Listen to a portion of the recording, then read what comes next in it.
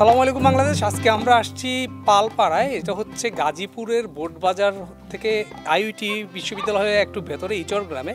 এই গ্রামের আমরা আগেও অনেকগুলো কন্টেন্ট দেখিয়েছি আপনাদেরকে। এখানে পালরা কয়েক শত বছর ধরে আছে। মৃৎশিল্পের সাথে জড়িত প্রত্যেকটি পালের গল্প নিয়ে আজকের এই এপিসোড আমাদের। পালদের জীবন, সুখ, দুঃখ এবং তাদের যে শৈল্পিক যে কারুকার্য নিদর্শন। মৃৎশিল্প মানে হচ্ছে মাটির যে তৈজসপত্র জিনিসপত্র আছে, আমরা যে মাটির থালা বাসন ব্যাংক যেগুলো ব্যবহার করি, তারা এখানে এগুলো বানিয়ে থাকেন এবং তাদের এই প্রথম থেকে বানানোর পূর্ণাঙ্গ গল্প, তাদের জীবন সব কিছু নিয়ে আজকে আমাদের এই গল্প। চলুন দেখা যাক পালদের সাথে আজকে কেমন কাটে আমাদের সময়। একজন মাটির মানুষ, মাটির মানুষের গল্প। দাদা নামটা কি? আমার নাম শান্তিরঞ্জন পাল। শান্তি দাদা, এখন এটা যে কি বানাচ্ছেন বলেন? এটা হলো দইয়ের বাটি। দইয়ের বাটি। শীতকালে এই যে তাওয়াটা বানাই, আর এই গরমের দিনে মনে করেন এই দেখি তো তাওয়াটা একটু। তাওয়া এটা শীতকালে বানায়? শীতকালে বানায়, হ্যাঁ। আচ্ছা, এটা শীতকালে বানায়। আর এই যে গরম পড়ছে, গরম সময় বাটি বানায়। শিল্প থাকলে কি হলো, আমগো মা হাজরে সবকিছু লাভ নেওয়া যায়, আমগো লাভ নাই এর মধ্যে। আমরা যে কয়টা বেশি 8-9 টাকা বেশি, আমগো মা হাজরে তার 20 টাকা 18 টাকা 20 টাকা বেশি।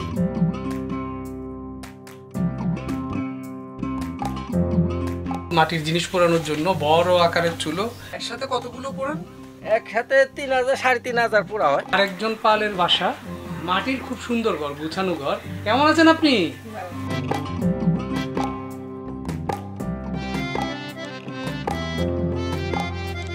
কেমন আছেন দাদা? ভালো। আপনার নাম? আমার নাম পার্শ্বনাথ পাল। পার্শ্বনাথ পাল। এই যে আপনারা তো কুমার, হ্যাঁ।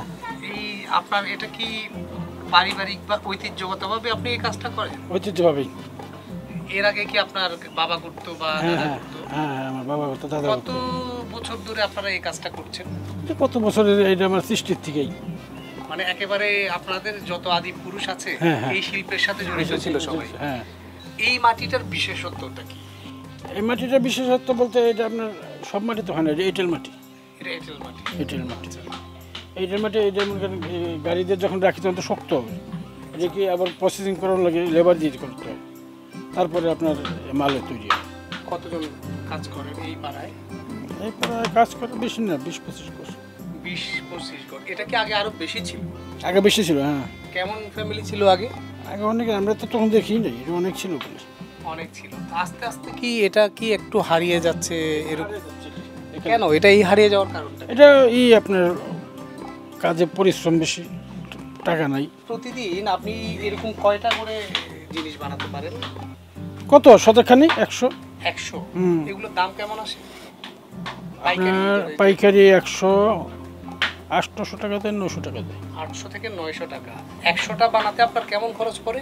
আমরা তো 100 হিসাব করি না, দেখা গেছে যে 15 দিন বা 20 দিনের মধ্যে আচ্ছা মাল হাজায়।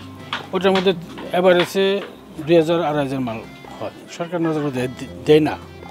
আচ্ছা, সরকার নজর মোটেই দেয় না। আমাদের যতটুকু করা তাই ততটুকু করি। কোনো এনজিও, কোনো প্রতিষ্ঠান কি আপনাদের এখানে আসে যে আপনাদের?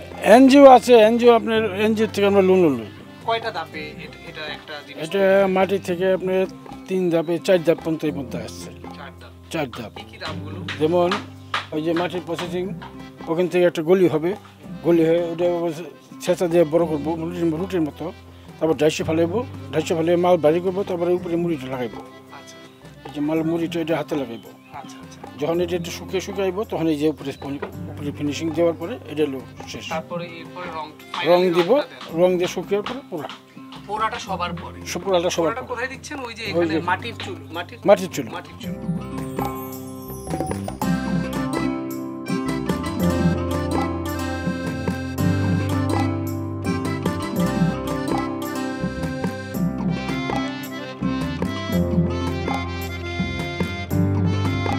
প্রত্যেকটা যে পণ্য বানান কেমন লাগে আপনার?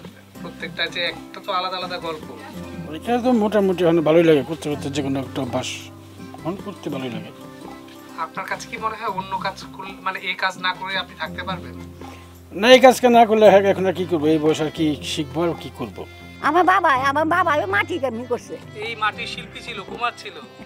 আপনি জন্ম থেকেই এই মাটির জিনিসটা থেকে দেখে আসছেন, তার মানে অনেক বছর আগে অনেক বছরে আমরা ওই বাইলার মুড়ি বাজা বাইলা রং বানাইছি, পাইলা বানাইছি, সব কিছু বানাইছি। ওখানে ওগুলি চলে না, মিশিংয়ে মুড়ি বাজে ওখানে চলে না। ওখানে ওই যে গরমের দিনে এই বাটিটা চলে, আর শীতের দিনে পিঠার তাওয়া চলে।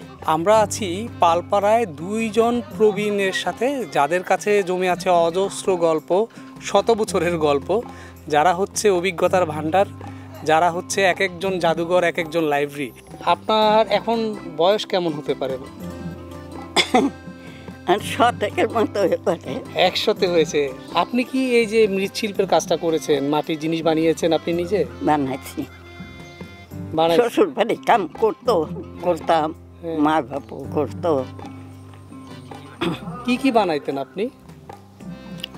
আমার খাওয়ান তো ভাতের রাই, আচ্ছা, তরকারির পাতিল, খাদা, এইসব আসলো অন্তর সব। আপনি কি বানিয়েছেন?